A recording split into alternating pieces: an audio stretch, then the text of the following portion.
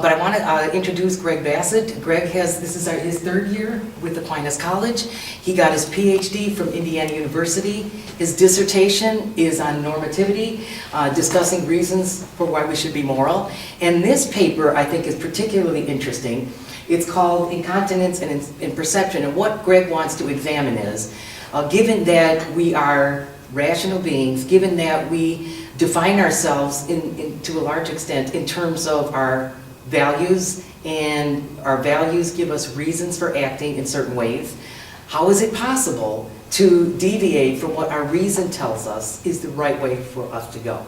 So I think it's a fascinating topic. If I was asked how it's possible, I would go to the existentialists, and because I'm very impressed by the discussion of bad faith in being in nothingness. So I would have gone, but I can't explain how it's possible to lie to yourself, and I'm not sure I'm convinced by Sartre's explanation. So I think that a skilled philosopher, a skilled analytic philosopher can make a lot more sense about that problem.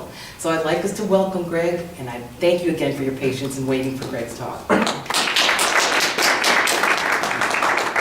Thank you very much, and I want to thank Dr. Kelly, and I also want to thank all of the philosophy department, but also the philosophy club, and particularly Jacob for organizing this. And it's a tremendous thing to do. And I'm also thrilled to see so many current and former students here, and it's neat. And thank you. So incontinence, if you pay too much attention to commercials, you might think that we're just talking about bladder and bowel control or something like that. And it's relevant. We're a little broader than that. It has to do with weakness of will, is what we would call it generally, weakness of will, or if you're Greek and want to sound fancy and highfalutin, you can call it akrasia.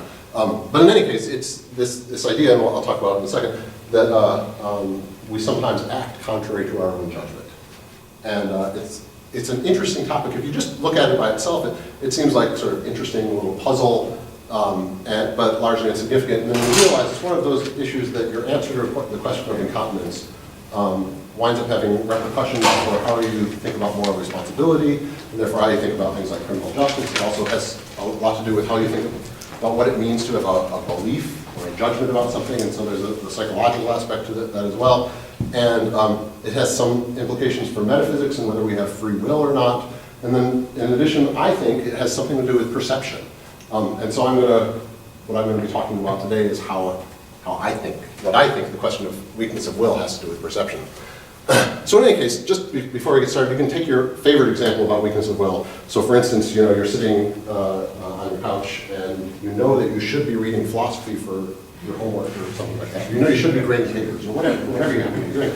And instead you say, you are playing a video game or you're watching a movie or something like that, and you say, oh, I know that I should be doing this other thing, and yet you don't do it. And we've all had experiences like that. I know I should, have the salad for lunch, but instead I'm going to have the double cheeseburger or something like that. These are all cases of incontinence or weakness of will. And if we're going to give a rough definition of it, we would say that it's action contrary to judgment. But let me refine that just a little bit by what I mean by action contrary to judgment. So what we're talking about action. And when we talk about action, we're talking about a type of event, but we're not just talking about any old type of event. We're talking about a behavioral event. And so one standard way of thinking about action generally is that we think there's a difference between the statement, my arm moves, and I move my arm. Okay? And what that difference is the difference between an action and a mere event. Okay? That if my arm moves, if I'm sleeping and somebody comes along and sort of moves my arm around, we would say that my arm moves, but we wouldn't say that I move my arm. Instead we would say that somebody else moves my arm for me, if you will. So in that latter case, I am a sort of passive, maybe not even observing if I'm asleep, but I am passive with regard to my bodily motion. Okay? And so we would call that a passion rather than an action. If on the other hand you are active in doing something, we would call it an action rather than a passion. And I'll give you another example about this.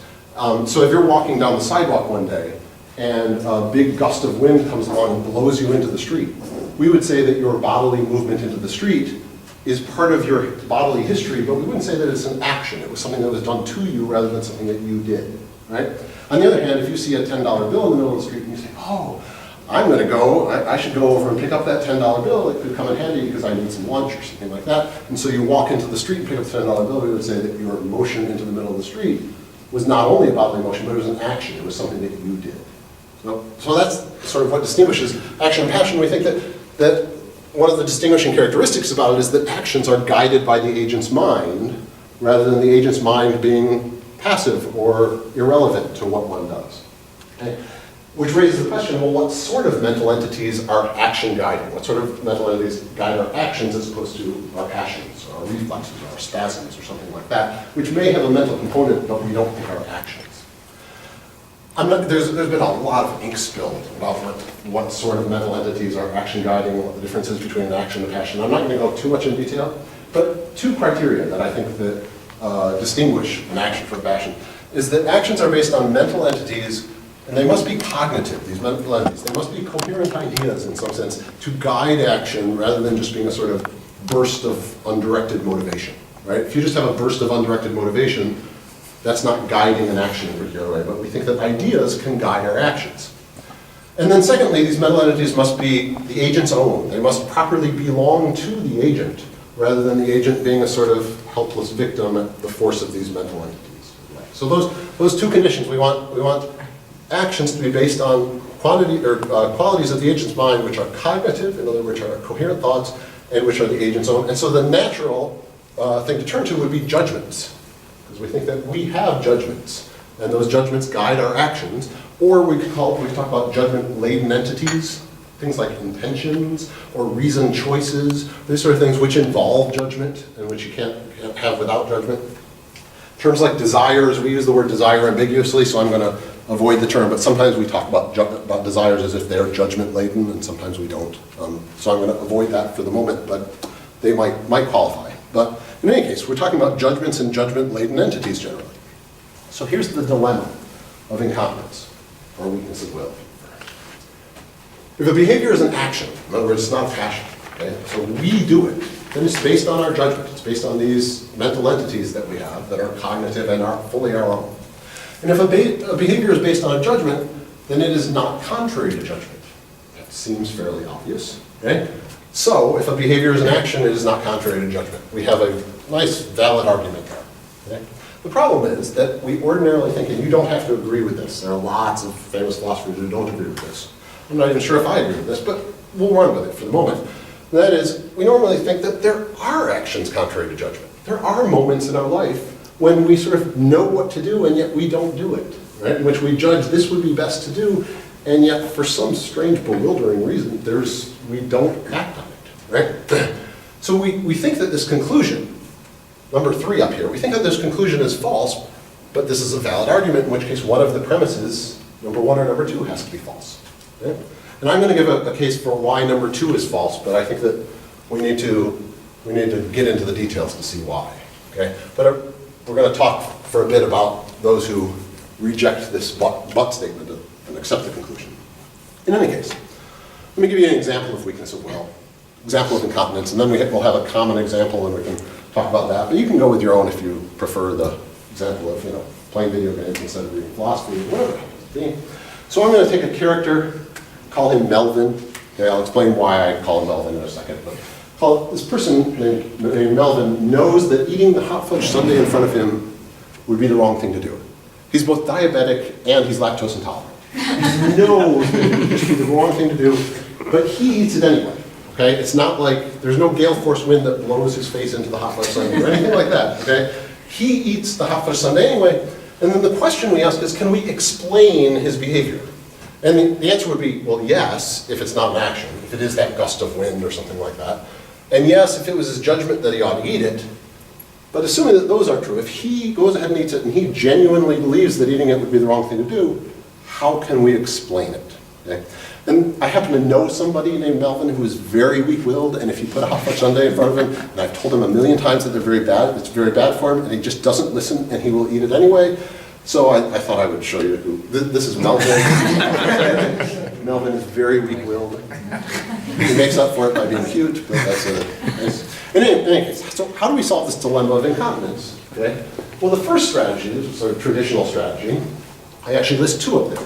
One we call the Socratic account because it's found in the early Platonic dialogues, so Socrates mentions this. And then the other is the Pauline account after St. Paul, and I'm not going to be spending a lot of time on these two, but the Socratic account basically says there are no actions contrary to judgment. What happens is that somebody changes their mind.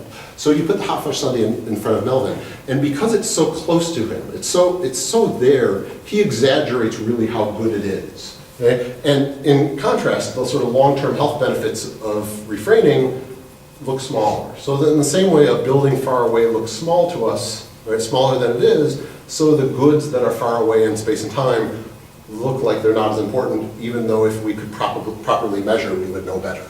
Okay? So it's a sort of misperception. Okay?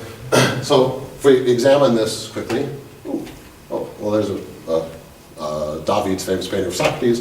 In any case, the Socratic account, it's true, I think we would say, and feel free to disagree, but we often do convince ourselves before acting. So I see a hot fudge sundae in front of me and I say, yeah, you know, I've been really good lately, and I can go to the gym later, and it's not really all that big of a hot fudge sundae, it's only 2 scoops of ice cream. And I sort of I sort of convince myself to act in this way. And that fits perfectly with the Socratic account, right? We might also say that sometimes we don't even know our beliefs until we act on them, right? So that our judgments or our beliefs, what Socrates wants to say is, yeah, whenever we act, we're always acting based on our judgment, even though we don't always know what that judgment is until after we've acted. The problem, and when I say it's a problem, I don't mean that it's sort of an untenable account. I kind of like the Socratic account, okay? But the problem is it doesn't allow for any type of weakness of will, and we might want to say that it's inconsistent with experience that there are times when we genuinely think we know better and yet we don't act on that judgment or that knowledge, okay? And so I'm not saying that you can't be a Socratic, you can hold on to the Socratic account, and yet at the same time we want to say it doesn't explain genuine incontinence if it actually exists. Okay, so we're just going to assume for the moment that cases of weakness of will do actually exist, and then see if they do, how could we explain them? Oops. The Pauline account, on the other hand, says that incontinent actions occur when bodily impulse overwhelms judgment. Okay? And this is found in Paul's letter to the Romans. Okay? And the idea is that we have judgment and we have bodily impulse. And this is where we get the idea of weakness of will, that we have these two opposing forces, you know, two trains coming in opposite directions, and whichever one is stronger wins out. And that's where we get this phrase, weakness of will. I should mention that Paul wasn't the first one to say this. This goes way back, but he's a name that we can attach to it, so we call it the Pauline account ordinarily. In any case, the Pauline account does something that the Socratic account doesn't, is that it really captures this feeling of struggle and this feeling of being overwhelmed when we act incontinently, and it gives a role to emotion, both of which we think are kind of important when we discuss weakness of will. There are a couple problems with the Pauline account, and again, the same thing applies here. They're not problems in the sense that it's completely untenable, okay, but rather these are problems with seeking an answer to this question. One is that the metaphor of physical force that it depends on, strength and weakness of will and the like, sort of breaks down when you realize that we're not talking about some sort of net or vector sum result of this collision. We're not talking about, you know, Melvin only eating half of the sundae because he has this judgment against it, or something like that. Or instead, we're talking about Melvin eating all of the sundae, and so the metaphor of physical force breaks down. That might not be insurmountable problem, but the bigger problem for our purposes here is that, once again, there are no incontinent actions. Because what the Pauline account does is it says that whenever we act out of weakness of will, we're being overwhelmed by something outside of us, by a passion. It turns them all into passions, is the idea. Okay? So the Socratic and Pauline accounts are interesting, and I think they explain a lot of our behavior. Okay? But they can't explain incontinence if it genuinely exists. Okay? And we're running with the assumption that it genuinely exists. So the second strategy, okay, that is commonly used is what I am calling judgment dualism. And you know, this term is just something that I'm making up. Okay, I mean, not entirely, but largely I'm making up. Okay, and the idea there is that there can be simultaneous judgments in an agent's mind. Okay, so you have two or more judgments that are simultaneous in your mind, and the action that you take is based on one of them, but it is contrary to the other judgment that you have. And so, if we imagine Melvin's brain on incontinence, he's got two judgments: I should not eat the sundae, and I should eat the sundae. So originally this was going to be a joke based on those 80s commercials of this is your brain, this is your brain. and I now see that many of you weren't even alive in this. So the word brain should really be changed to mind, Melvin's mind on incontinence, but in any case, it was a nice joke in my mind at least. So anyway, what I'm going to argue, and before we get into this, I'm going to say that judgment dualism has promise, but only in certain very specific ways. Okay? So we can say that we have simultaneous judgments in our mind, and that can help to explain incontinence, but there are many ways that judgment dualism will not work. Okay, will not work to explain incontinence. And so I say some judgment dualism failures, but all I'm talking about failure, again, is not that these are completely untenable or that they don't explain some of our behavior, but merely that they don't explain genuine incontinence if it actually exists. Okay? So the first option for judgment dualism is that one judgment is identified with the agent. One of those two judgments in Melvin's mind is properly Melvin's own. And the other one is an alien or an intrusive judgment of some sort. Okay? And the problem with that is that ultimately it just reverts to a Socratic or a Pauline account. If Melvin acts on the judgment which is properly his own, then he's not acting against his judgment at all. Right? If on the other hand he acts based on the judgment that is alien or intrusive, okay, he acts against, his behavior is against his judgment, but it's no longer an action because it is based on something alien or intrusive that somehow it's not him. Right? So this if we just go with this option A version of judgment dualism, it won't work. Okay? We can't identify the agent with only one of the judgments.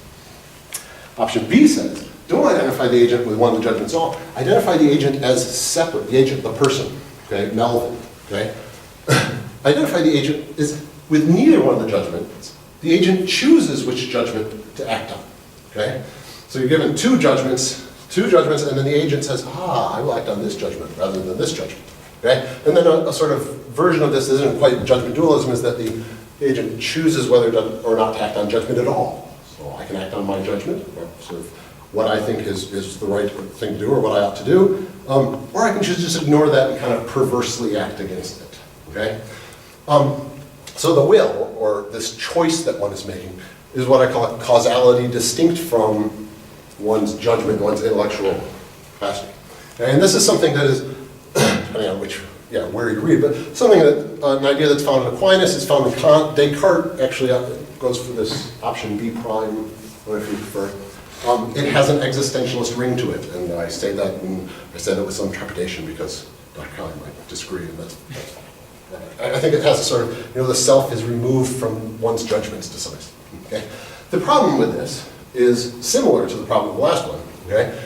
What explains the agent's choice? In other words, why does Melvin choose to act on the judgment that he should eat the sundae rather than the judgment that he should not eat the sundae? Okay? And you realize, if you ask that question, why does he act on this judgment rather than this other judgment? You've just really pushed the question of incontinence back a step. Okay? You've just pushed it back. If you say, he did it because he judged that acting on this judgment was better, then you say, well, what is that judgment that I realize we're getting a little complicated here, into the weeds here. What is that judgment by which he decided that acting on this judgment was better than acting on that judgment? And you realize that that's properly his judgment. And we just have gone to an unnecessarily complicated version of the Socratic account. Okay? On the other hand, you could say, no, it's kind of raw, brute choice. It's a choice for which there is no reason or explanation why you would choose one judgment rather than the other. And at that point, you sort of say that, well, the action, probably properly understood, is completely unexplainable. You can't explain why this person chose as they did. They merely chose to act on this judgment rather than that judgment. So it doesn't help us explain incontinence at all. Again, it might be tenable, but we ultimately are left with, when we are incontinent, we're left completely unable to explain why or how. So we've got two options for judgment dualism. The first one says, well, the agent is identified with one of the simultaneous judgments. The second one says that the agent is identified with neither of the simultaneous judgments, and I think both of them wind up failing in this limited sense of failure. Okay? And so all that's left is that the agent is identified with both judgments. So let's examine that for a second. Okay? What I don't think what won't work is if both judgments are identified with the agent and both are action guiding. Okay? In other words, both could lead to action. Okay? Because in that case, we would have to say that the agent is conflicted. Right? Properly speaking, Melvin is conflicted about whether to eat the hot fudge sundae or not to eat the hot fudge sundae. If we look at who Melvin is, Melvin has both judgments, and they are contradictory. They are conflicting within him. So if we were to explain his action, we would have to talk about the conflict. We wouldn't just talk about one of the two aspects of that conflict. Okay? And those of you who have taken logic or of some variety or another, you know that a contradiction ultimately explains nothing. Right? If we say Melvin ate hot fudge sundae because he was conflicted, you sort of realize that we could replace the first part of that with anything. Right? a contradiction allows for anything to be explained, and as a result, it explains nothing. Okay? So we can't have the idea that both judgments are properly of Melvin or properly of the agent, and both are action guiding. In other words, there's a conflict there. So the conclusion is that judgment dualism can only explain incontinence if the agent is identified with both judgments, okay? But the judgments must be different types of judgments to be simultaneous and non-conflicting. So the agent cannot be conflicted in order to explain his incontinent action, okay? And therefore only one of the judgments can be of the type that is capable of action guidance. Okay? So we've got one type of judgment that drives us to action or guides our actions, and another type of judgment that does not drive our actions. And the action can conflict with that latter one. This is the strategy of Aristotle. And Aristotle goes about examining incontinence. So let me give you a quick rundown about Aristotle's case. Ultimately, I think that Aristotle fails to give an account of incontinence, or a satisfactory account, but I think he sort of points the way towards what a good account of incontinence would be. Okay? So Aristotle has this idea that we have both universal judgments and what he calls perceptual judgments, or he actually phrases this in terms of knowledge. Knowledge proper and perceptual knowledge. And knowledge proper or universal judgments are the beliefs or judgments we have about universals. 2 + 3 = 5, the sun always rises in the east, all bachelors are unmarried. It could be definitional, it could be conceptual, it could be how, in other words, anything that you would express as a law or a rule or a principle, and that includes kind of general rules of conduct. If you say, I should always look both ways before I cross the street, or given the choice, I should always choose the fruits and vegetables over the desserts, or whatever happens to be, I'm trying to, that would apply to Melvin better than some of these others. But you get the idea that these are general rules, they're not particular instances of things. Okay?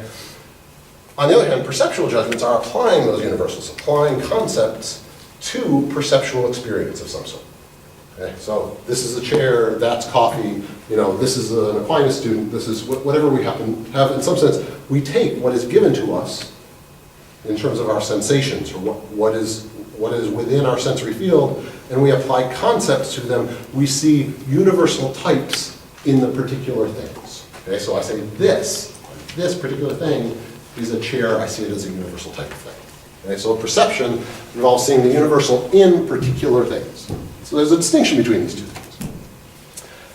According to Aristotle, perceptual knowledge requires what I call completing the box. This gets interesting.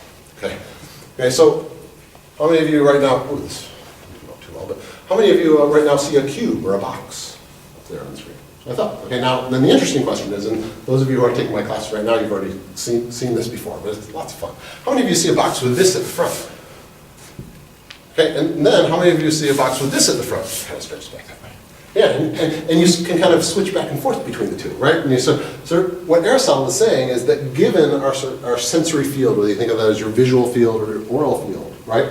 There are actually a number of different ways that we can perceive it, right? And so perceptual knowledge requires not only having the right universal concepts or having the right universal ideas, but it requires some sort of skill in how you apply those universal ideas to your experience. Right? Okay? And universal judgments allow us to perceive, okay? Because they take that immediate sensory information and they allow us to see a thing in that, an object, have an object of perception in it.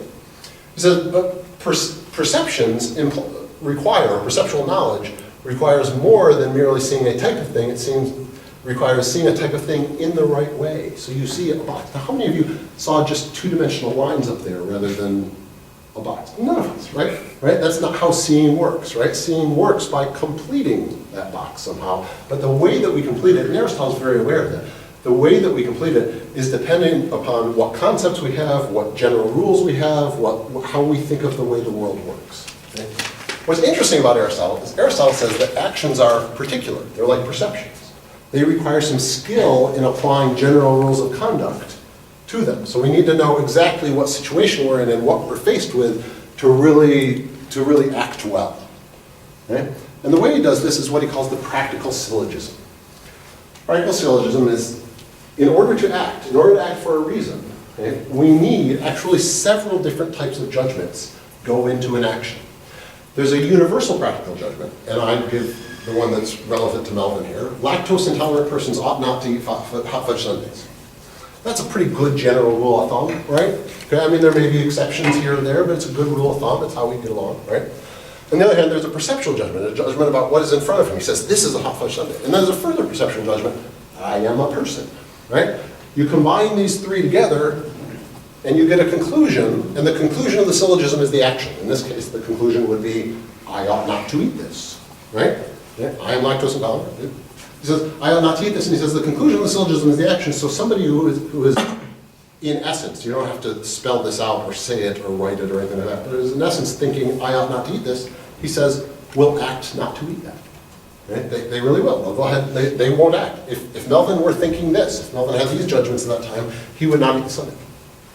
However, he could also be thinking this. He could have the universal judgment, universal practical judgment, persons who taste ought to eat delicious things. And in general, as a kind of useful rule of thumb, we might think that that actually applies, right? I mean, generally speaking, we'll take the more delicious things, all else being equal, right? Right? So we say, yeah, persons who taste ought to eat delicious things. This is a delicious thing.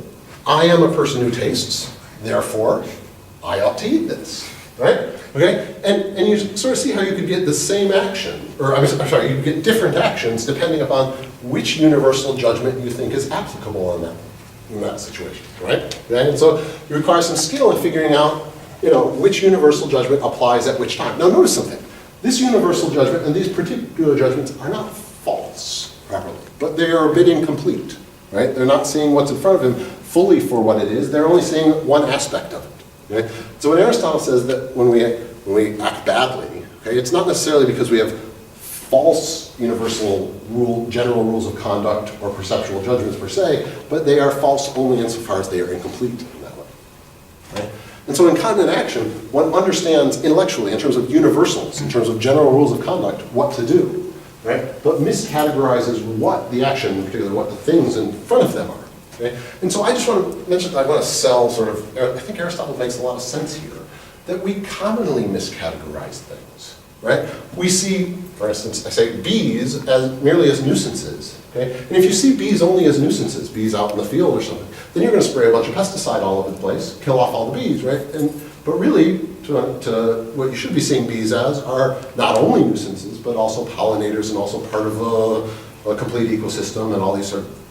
Those of you who know more about bees, you can fill in these gaps. I don't know. But, okay, similarly, other people. We can see other people as obstacles to our getting what we want because other people, let's face it, are obstacles to getting what we want sometimes, right? Okay? But if we frame our practical syllogisms in terms of the universal judgments we make about obstacles, then we're going to do all kinds of inhumane things to people, right? We do inhumane things to people because we see them only as an obstacle or, only as an enemy and not as a human being, not fully as a human being. So we miss what is essential or complete about themselves, about these people that we're seeing.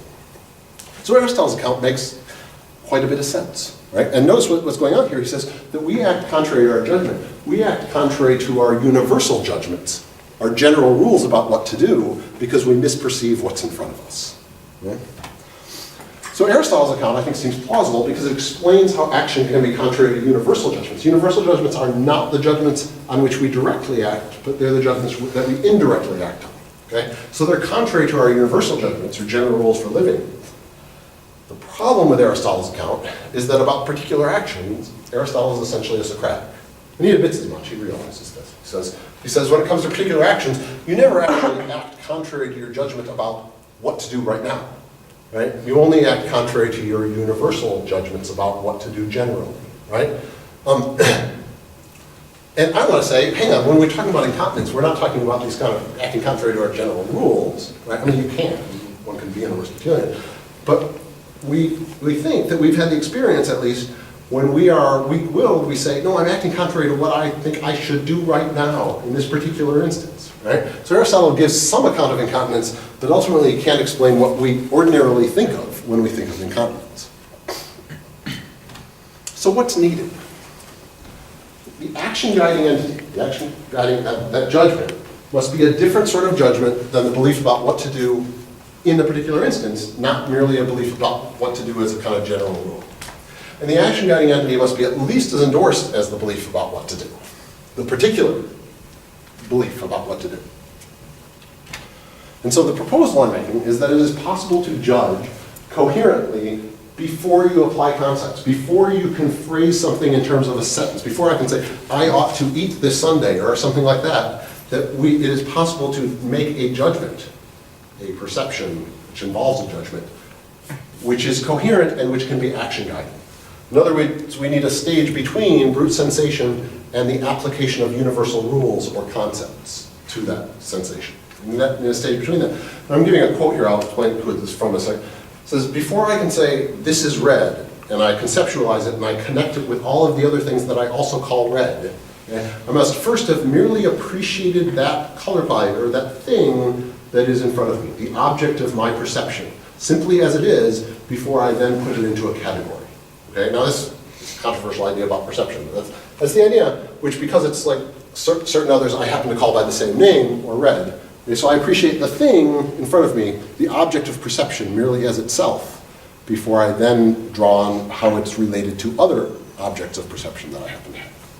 This is a quote by one of my favorite philosophers to read, and R.G. Collingwood, British philosopher, but it's not Collingwood's original idea. Collingwood stole it from Coche, and Coche stole it from Kant, and Kant, eventually you can trace it back, you can find it in Plato, and it's a long history of this idea. Right? And the second part of the proposal is that these preconceptual perceptions, these perceptions that in some sense are unconnected to general rules, or unconnected to definitions or words, or unconnected to anything else, that these preconceptual perceptions can be action guided. And that such actions can be in conflict with what I call simultaneous conceptual judgments about what to do in this instance. So one can have the simultaneous conceptual judgment, I ought not to eat this hot fudge sundae. But meanwhile, because of one's preconceptual perception, eat the hot fudge sundae. You're not aware that you're eating hot fudge sundae, you're merely aware of the thing in itself, the thing itself in front of you, or that perception in front of you. Okay? So I know that the judgments do not conflict. The judgment of the preconceptual perception and the judgment of the conceptual judgments do not conflict, but the action conflicts in some sense with the conceptual judgment. Okay? So an action based on a preconceptual perception would explain incontinence. So let me consider this for a second. Okay? We might ask, how can preconceptual perceptions, these just taking a perception as it's given, the object of perception as it's given before we relate it to anything else, how can these be under the control of the agent? Well, because remember, one of the criteria of being an action is it's under the control of the agent. Okay? And we might want to say that perceptions are not chosen or deliberate or intentional or anything like that. We just take perceptions as they're given. Right? That's what I want to suggest is not the case. Perceiving. In order to perceive something, right now, each of us is having a certain sensory field, right? There's a whole bunch of things that are, a whole bunch of light that our eyes are taking in, a whole bunch of sound waves that our ears are taking in, same thing for our smell and our taste and touch, right? We all have a certain sensory field, okay? And in order to perceive something, we need to isolate or focus on one aspect of that sensory field in order to take in an object. So if you're focused on the screen, you're focused on the screen, and what's over here off in the corner of your eye is something that sort of fades into background. It's part of your experience, but you are not conscious of it unless you direct your attention to it.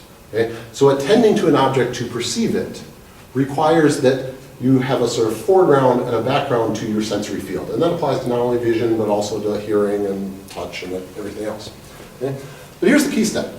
What you attend to is not always the brightest or most central part of your visual field. It's not always the loudest part of your oral field. I mean, if you focus on it and attend to it, you can probably hear the ticking of the clock back there. And I'm not recommending you do that because you're listening to my voice. But there are a whole number of other things within one's sensory field. There are a lot of sort of, I'll call them options, although I'm not saying we choose them. But there are all sorts of things within our sensory field that we attend to, and they're not determined by the contents of that sensory field. Because sometimes our focus is not on what's most bright, what's the brightest or the most central, or the loudest part of that field. And therefore, which object is attended to is not determined by the sensory field, but is determined by the subject, by the conscious self. The conscious self determines which object will be perceived. Now, notice what I'm saying here. I'm not saying that the conscious subject chooses which object to perceive. We don't choose from among several alternatives, gee, which object should I perceive? We might be able to in some situations, but our standard model of perception says we don't choose among alternatives because that would imply that we have already perceived those alternatives and seen them in relation to one another. Instead, we control, we as subjects, it makes us aware that we are a subject here. We control what is the object of our perception, but don't choose them. And so perception transforms passive sort of intake of photons or sound waves into an active experience. Perception is always an active experience involving both subject and object. Oops. Oops. Yes. So the answer to the question is, are perceptions and their corresponding actions under the control of the agent? And the answer is yes. Ultimately, an object, once we perceive an object, that is partly within our control. We are active in that process. Second question is, how can preconceptual perceptions explain action? And we need to fine-tune on what we mean by explain. When we talk about explaining action, we often phrase that in terms of cause and effect.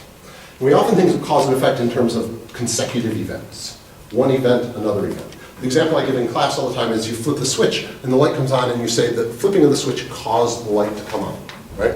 The idea here is that what causation requires in terms of consecutive events is it requires understanding some notion of regularity. It depends upon some notion that, flipping the switch generally, regularly, consistently is followed by a light turning on. Okay? And that idea of regularity or consistency or law-like behavior is central to our ideas of cause and effect based on consecutive events. Okay? That's an old idea. It's found in Hume. It's found in Hume borrowed it from Berkeley and all this. Preconceptual perceptions, however, by definition are unique. They're about something just taken as itself and not assembled into some kind of regularity or consistent law-like pattern at all. So how can preconceptual perceptions explain actions in terms of because of? There's a perception and that causes you to act a certain way. And what I want to say is that that's the wrong way to think about cause in this instance. That action is the bodily motion accompanying conscious attention to something. When we attend to something, when we perceive something, when something is the focus of our attention, we have a corresponding, yet simultaneous bodily action. And here's an example I like to give. So when you're walking around on a cold day, right, and it's a biting cold day. It's just you're outside and you're in pain because it's so cold. And you may notice that after a little while, you may notice that for the last few minutes you've been hunching your shoulders, right, against the cold. Okay. And if you think about it, the hunching of the shoulders and the painfulness of the cold and the sensation of coldness, okay, all go together.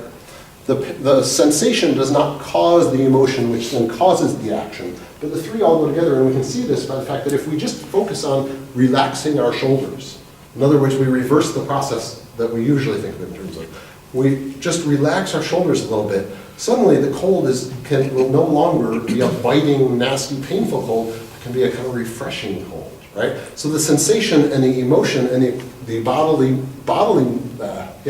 motion, the behavior, all go together. They're all part of one simultaneous experience rather than one consecutive event causing a consecutive event causing a consecutive event. And therefore, we would not say that actions are caused by preconceptual perceptions if by cause we mean a prior event. It's not part of that regularity. But we can say that actions are caused or explained by preconceptual perceptions if by cause we mean that it is a necessary condition of it. Okay? That it is all one big part of this whole sensory, emotional, motive or expressive experience. Okay? Third question about this idea that preconceptual perceptions can explain incontinent action.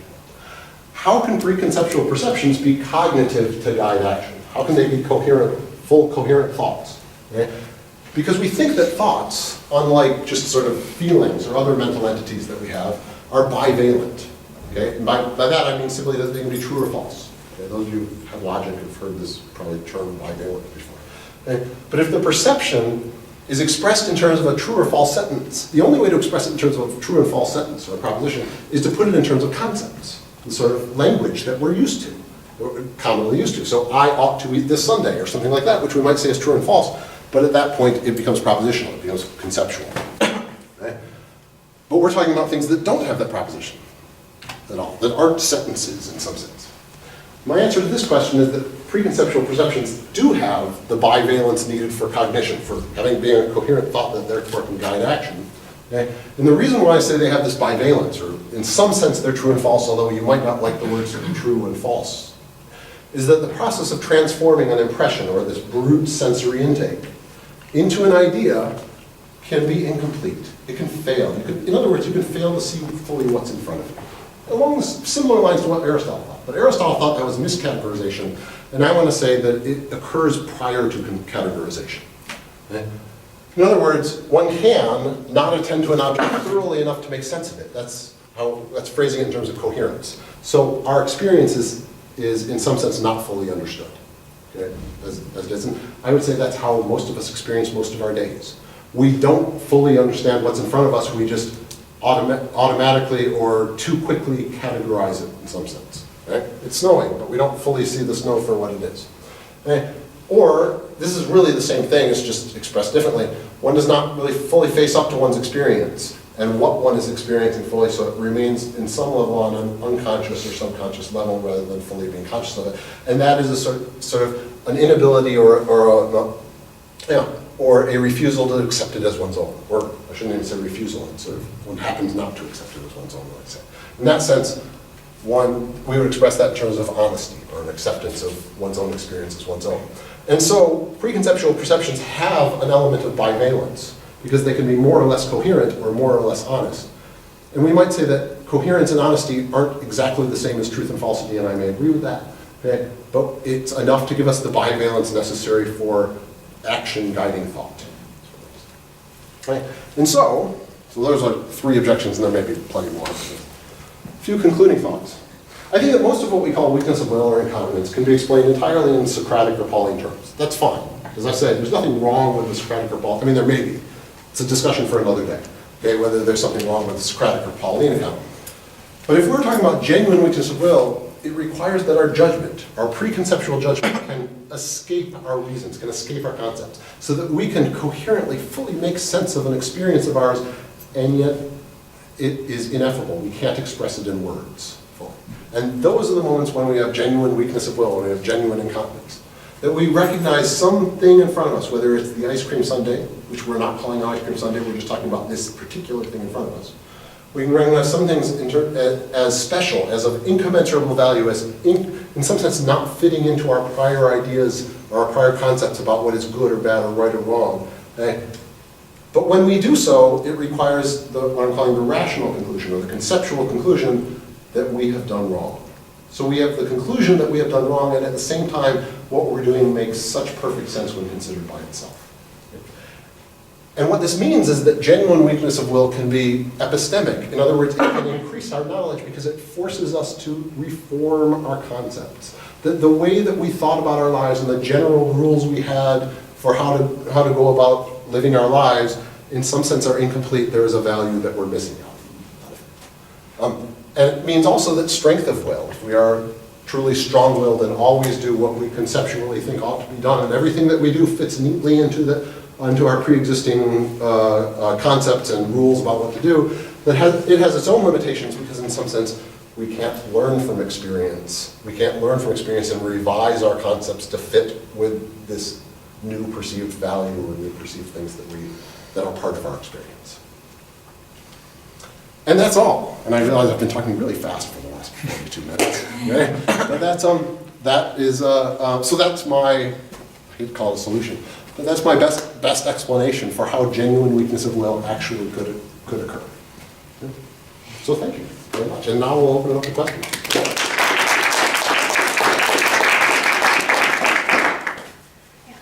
Thanks, that was really interesting from someone who knows nothing about this. I was just wondering if you could kind of clarify something. You were talking about how there's this difference between choosing versus controlling the objects of our perception. And I feel like I kind of get what the distinction is, but I'm having a hard time mentally verbalizing it to myself. Could you maybe explain what you mean by that a little bit more? Sure. So choice, when we choose something, that implies that we have already considered various alternatives. In some sense, we choose among alternatives, right? And therefore, we already have several things that we have made sense of, right? and that we are relating together and in some sense putting on the same or some sort of commensurable scale by which we can choose one over the other. Right? Preconceptual perceptions, on the other hand, imply that one is only seeing one thing. Right? One is not seeing a range of alternatives. And I want to say that these preconceptual perceptions, therefore, have an element of control in that they come from the subject. Right? We control what part of our sensory field we focus on or we attend to. Right?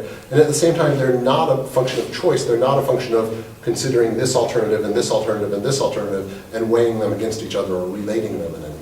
Right? Because once we've related things to each other, we have to see them in some sense in terms of some sort of similarity they have in how they are evaluated. Right? And so these things are controlled, our preconceptual perceptions are controlled, but we don't choose which perception to have. And similarly for the actions associated. Does that make sense? It does, yeah, thank you. Yep. So is this basically like whether or not you have the free choice to make a decision, or like, so basically it relates to the whole free will thing? It does relate to the free will question, right? And there are a lot of different sort of versions of free will, and what I want to say is that saying that we control our actions is, and this is relates to the last question, right? Saying we control our actions, and therefore we can act as we intend, in some sense, or act, that our actions fully come from us, is different than saying that we could have chosen otherwise. Right? Because if we could have chosen otherwise, that implies a different sort of freedom. And we might have that freedom, right? This is sort of the getting back to, it might be that we have not only the freedom to control our actions, but the freedom to choose from among alternatives, and that we could have done otherwise in that sense. So it's very much related to the question of free will. And that one slide where I was saying this is what Aquinas and Kant and Descartes are talking about, they're all famous for saying that we have that, not only the ability to control our actions, but the ability to choose from among alternatives, right? And to choose from among the judgments that we act on, or whether to act on judgment or not to. So yeah, you're absolutely right that the two questions are connected, even though they're not exactly the same question. Yeah. Yeah, I have a question along similar lines, I guess. When you're saying control, is it sort of like a, I guess I'm having a hard time fully understanding, is it sort of like a spontaneous, like, just behavior? Because you're not choosing what you focus on, it's just sort of you focus on something and then you can perceive it and choose. Is that sort of what you're getting at? You might not even perceive it and choose, but in some sense, yes, what you perceive is not something that you've chosen to perceive, but it is something that you are controlling, and it sort of forces you to realize that I am the one who I can't determine what my sensory field is, but I can determine which object of my sensory field I am focusing on. Okay. Right? And so it's a notion of freedom or control that deals more with autonomy than with the innate sort of ability to do it differently. Okay. Right? But that the object of my perception is fully my own. It is under my control in that sense. Yeah. How can a judgment go against reason? It's just like we choose something that we know is rational, and like choosing the hot fudge sundae and not choosing the hot fudge sundae. Judgment to not do it, even though it's more rational to choose it. Is that just like... Right, so I'm using rational in a very specific way here, right? And the idea of rational that I'm using is a sort of conceptual coherence. That it fits with our concepts, our not only our general rules, but how those general rules or concepts are applied to particular experiences. And I want to say that even in the case of particular, this is the right thing to do. I ought to eat this hot fudge sundae, or whatever we have to go with. Even in those particular cases, right? Our rational judgment deals with the coherence of our concepts and how they're applied, right? In contrast, I want to say that I don't really have a good word for this. I'm going to use the word imaginative, but it has all kinds of bad connotations, so take it for what it is. But we have a sort of, not only a rational coherence that our concepts line up and fit with each other, but we also have an imaginative coherence of just simply grasping the thing as it is. And that imaginative perception is what I'm calling it, right? That imaginative perception can lead to an action which does not fit with these rational conclusions that we have.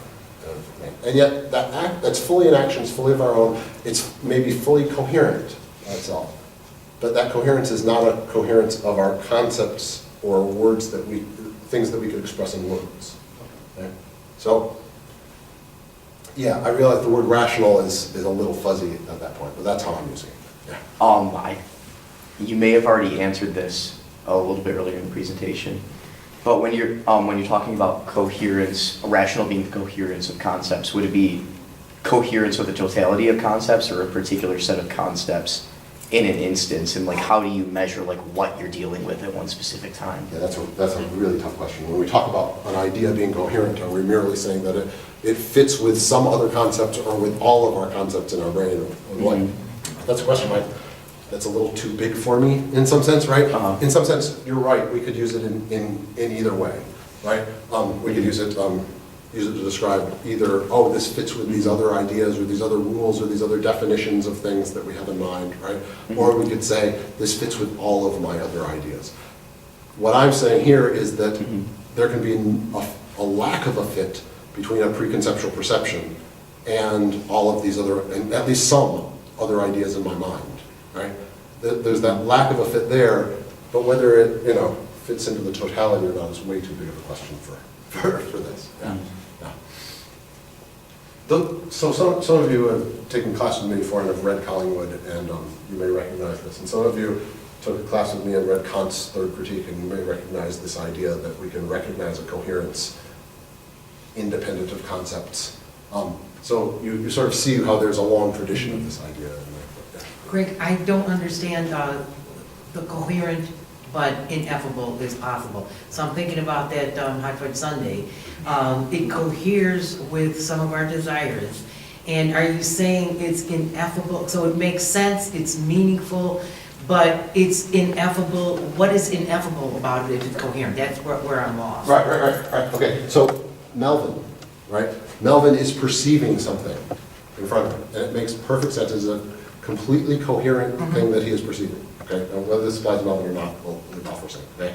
But it makes sense in that sense, and it has some coherence to it, okay? The action that he takes in the act of perception, okay? In the act of perception is he's doing something, his body is moving, okay? That may, in fact, be the motion of eating the sundae, okay? But his body is doing something in his perception of the thing in front of him as a unique whole, a uniquely coherent idea, okay? That coherence, however, does not fit. It is incoherent when he compares it to his other ideas in his head. So it's a sort of a grasping of, oh, this all makes sense. Can you explain how? No, I can't explain how, because in order to explain how, I would have to relate it to things that I already know. In other words, I would have to apply words to it, and sentences, and ideas, and I'd have to frame it in terms of my concepts and rules and laws of the way I think the world works. And I can't do that. But it still makes perfect sense if we just focus on that. Right? And the action that's associated with that is the bodily motion that is required in order to really perceive that thing as itself. Okay? Yes? Okay, so here's my next question. Now I'm not convinced that this is a more valuable analysis in terms of understanding why we do things that are against our best interest than who I originally cited, namely Sartre, who claims that at that moment when we do something that's what you would say ineffable, what's going on is a psychological function of self-deception. A sensor, I think he takes a Freudian concept like a sensor is operating that between the conscious and the unconscious. So what do you reject about this is an example of bad faith? Because now it seems like it's still consistent with bad faith. Right. Lying to yourself. No, yeah, in some sense I want to say that it's good faith. I want to say that it's actually looking at what is in front of you. In order for it to be an action, if you were really lying to yourself, if something was incoherent or you were dishonest about what was in front of you, you would in some sense not be acting, you would be making yourself subject to whatever passions happen to be present in you. That in fact, genuine weakness of will to really fully be in action has to be good faith in the sense that you fully see what is in front of you. The problem is that it doesn't fit with your prior conceptions about what you ought to be doing, right? Yes. So in that sense, what I'm saying is that genuine weakness of will, right, as opposed to the Pauline or the Socratic versions in which we misperceive or in which we are sort of lying to ourselves or which we're overcome by passion or something like that, right? That genuine weakness of will should not be taken as a sort of negative or as something pejorative. Yes. It kind of is because there's an incoherence there, right? But at the same time, there has to be the coherence to make it an action rather than passion, and therefore it is it's something that we can genuinely learn from because we grasp a new coherence out of it, right? So genuine weakness of will is not sort of to be avoided at all costs, because it is the price of learning new things. So it's- Okay. yeah. It seems like the Pauline account tends to, that we're acted on passion, passions act upon us. And wouldn't that be like a judgment that goes against reason, but we see it as, misperceived as reasonable? Like, I'm seeing that connection when you put our judgment can escape our reason. Right, the Pauline account, in some sense, wants to say that we hold on to our belief about what is reasonable or what makes sense, right? And yet we're overwhelmed by some sort of bodily impulse, right? And in that sense, you're not seeing what you wind up, the way your body behaves, as rational at all. You just sort of feel that your will, your judgment is, in some sense, too weak to withstand it. So you're coerced basically by your passion, kind of. You wouldn't say coerced, because coerced would suggest that there was some sort of convincing going on. And if it's a convincing, then it's the Socratic version, not the Pauline version, right? Instead, you feel helpless, right? When we act weakly, according to Pauline, you feel helpless at the face of overwhelming bodily impulse. According to the Socratic, right, you say you actually change your mind, right, about it. So you don't feel helpless. You might feel a little bewildered why you change your mind after the fact, but in the moment, you do it wholeheartedly for the Socratic, right? What I want is to say the Socratic, that for genuine weakness of will, we want the Socratic feeling of genuinely believing that what we're doing is right in the moment, but at the same time thinking that it doesn't fit with what our preconceived, what our ideas about what is right, our cognitive, our conceptual ideas about what is right. Yes. So there has to be that judgment dualism, I think, present. That type of judgment dualism in order to explain that. This is a very loose connection, so more so I'm wondering just thoughts. And it's kind of a follow-up to what I was asking before with like the totality of like being coherent within the totality of concepts. Like depending on what that could be, I mean, you could have an incredible number or like a specific limited set and you wouldn't know. But when I was in your class, we were studying Kant's notion of the sublime, which would indicate that there's something, according to Kant, that would indicate that there's something larger than you and some aspect of you can access that. Yeah. So would that, according to Kant or according to your own thoughts, would that have any bearing on the coherence to the totality of concepts, like some kind of notion of the sublime, even though it can't be really tested? Yeah, I wouldn't go to the totality of concepts there. But you're right that this makes us aware of something and particularly something valuable outside of the sort of concepts that we're used to applying to it. The totality of concepts, again, it's too much, right? I mean, but yes, in some sense, we get an awareness that there is something outside of how we think about things. Yeah, I think that fits. Okay. Yeah.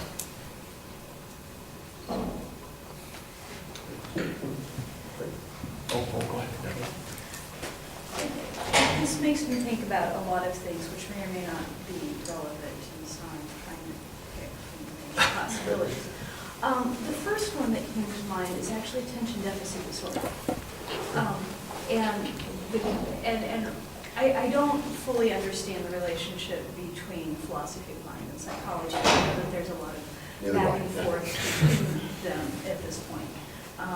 But whether, in some sense, that kind of supports your argument in the sense that we can see where that control is not possible for some people, which suggests that it reinforces the notion of control. Yeah. So I'm not... Yeah, I mean, we could ask, this is sort of dealing with a further question. Why do some people not fully perceive or not fully control their actions as a result? And that's a sort of one step back question that I think is a good question, but isn't, I think this can fit with a lot of ideas about that, but it doesn't answer that question. Right. Yeah. The other thing that, again, the hot fudge sundae was compelling, but the really compelling one was the I should be grading, but instead I'm playing computer games, and Farmville 2. There was also a Farmville 1 phase, Scrabble, whatever. And thinking about, because I spend a lot of time sitting there thinking about what is this experience? that I know that I should be doing something, I know that what I'm doing right now is not making me happy and is not going to lead to good outcomes, why am I doing this? And I wonder if, and one possibility I've played with is kind of notions of addiction, which again, I don't have formal training in, but there's something about, a psychological reward or something. And so I'm kind of wondering if you might end up with different accounts of that experience depending on what's happening at that pre-pursuit, PCP phase. Right. And keep in mind that what I'm saying is that the things that we call weakness of will or that we call incontinence, right? I'm not saying that everything that we call incontinence is explained by these preconceptual perceptions, right? Most of them, as I say, most of them may fit very well with the Socratic or the Pauline account, in which case we're saying it's not genuine weakness of will, it's just that, you convince yourself to go ahead and eat the hot for Sunday or whatever, or you're just overwhelmed by some passion, something that isn't really you, or so, and that, so some people we might say that if you really are calling it an addiction, you're sort of implying that it's kind of passion. Yeah. Right? Yeah, that might fit better with the Pauline account. But what I'm asking is, if someone is really fully, wholeheartedly acting, right, how can we explain that? Yeah. Kind of going off that, you mentioned ADHD. I understanding this is going to be totally speculative, but do you think that there could be any relevance to psychology? I guess like the first thing I thought of in that scenario is that you could potentially re-diagnose certain disorders as problems of perception instead of problems of like motor control or like something like that, which is I think really interesting. I hadn't ever considered it like that. But do you think there's any relevance in that area? I would be speculating too, right, about how. But I obviously think this, as I mentioned at the beginning, I think this says your answer to the question of weakness of will has implications for all kinds of things, including, rephrasing questions of action or even chemistry or anything like that in terms of questions of perception. Or vice versa, right? I think absolutely.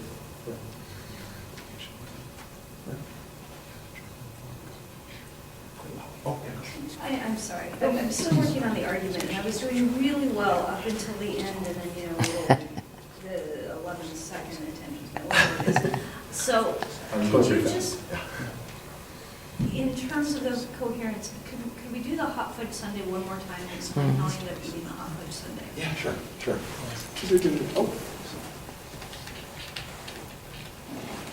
So, Melvin has what I'm calling imaginative expression. If he's genuinely weak, if he's genuine incontinence and isn't merely in the Pauline account overwhelmed by passion or something like that, he sees the object in front of him. He has a perception of something in front of him. And by something in front of him, I'm not just talking about Hot Fudge Sunday. I'm talking about the entire experience, which includes him and everything about him. He sees, in other words, the object, whatever that object is, in front of him for what it is, not for a type of thing. He doesn't frame it as a Hot Fudge Sunday. He doesn't frame it as some sort of morsel of health or a morsel of sugar. He doesn't do anything like that. It's just the thing itself that's in front of him. That experience, that object of experience that he, and grasps sort of what I'm expressing that as.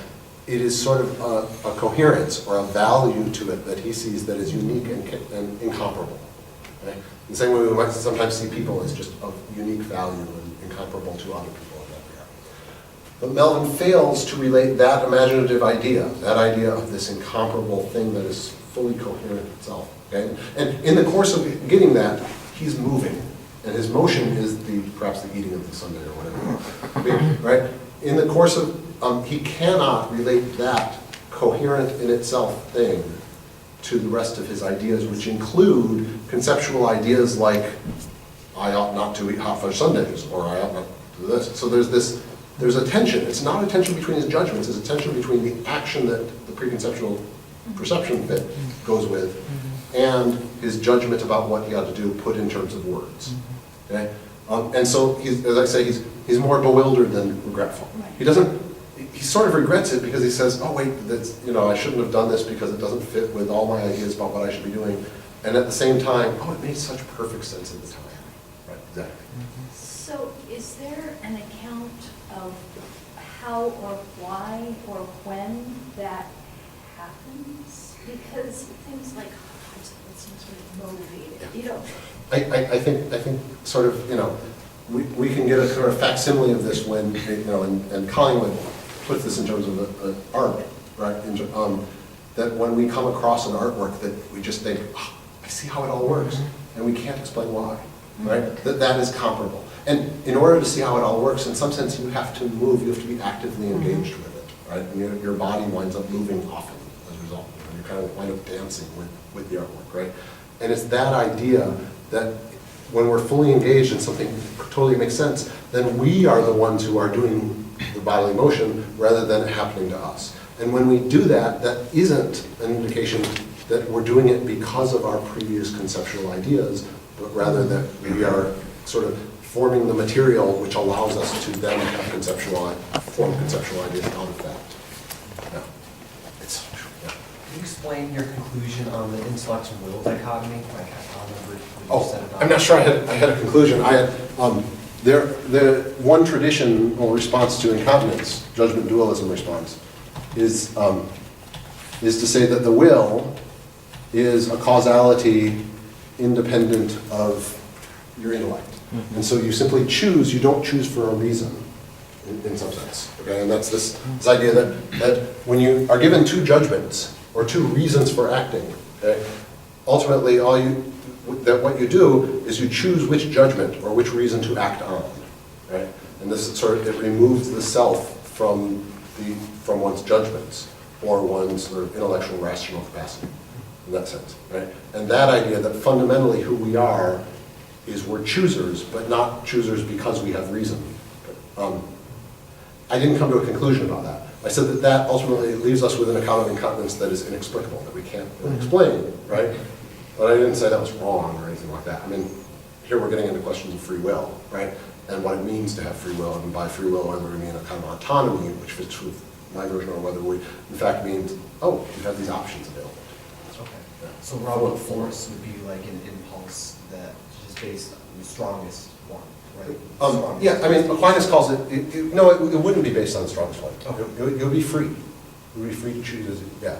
Aquinas has this idea that it is an appetitive power, right? So it's not based on the intellect, right? But at the same time, it's not an appetitive power that is passionate, in which it's just whichever appetite happens to be stronger than one. It's one that you genuinely, as an agent, what it means in some sense to be an agent is that you choose, as opposed to your choice being dictated by your judgments or by outside forces. That you are a power in and of yourself.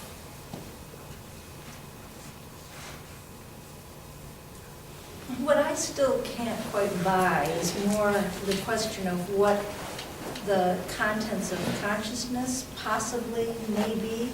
That it seems like Collingwood, the reason he's postulating this idea of a preconceptual content is because there's this problem of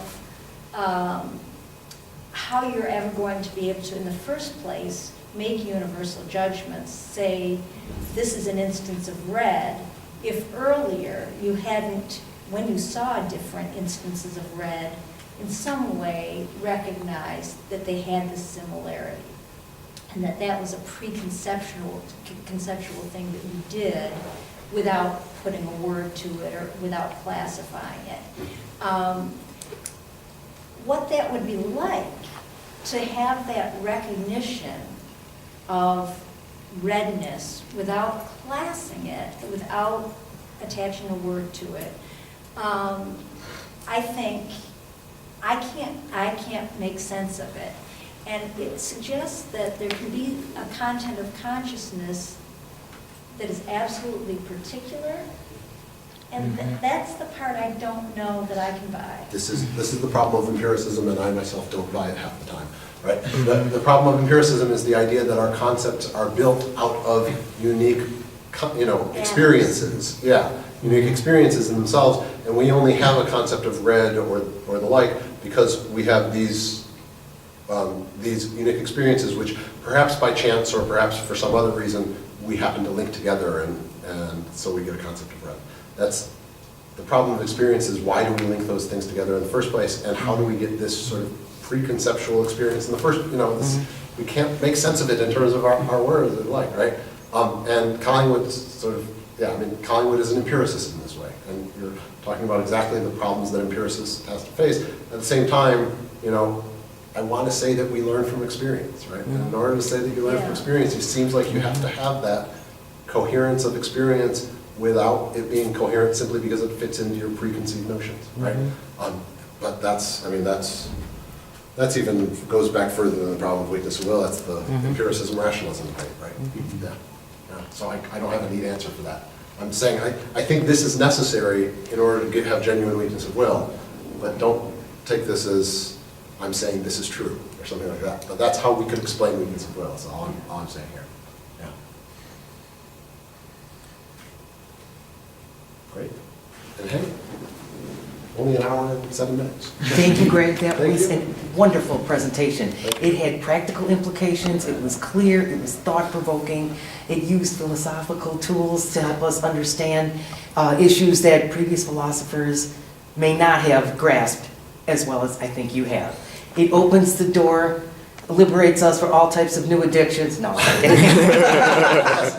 You can learn from your addictions, yes. No, it was a wonderful presentation. Thank you, Greg. Thank you very much.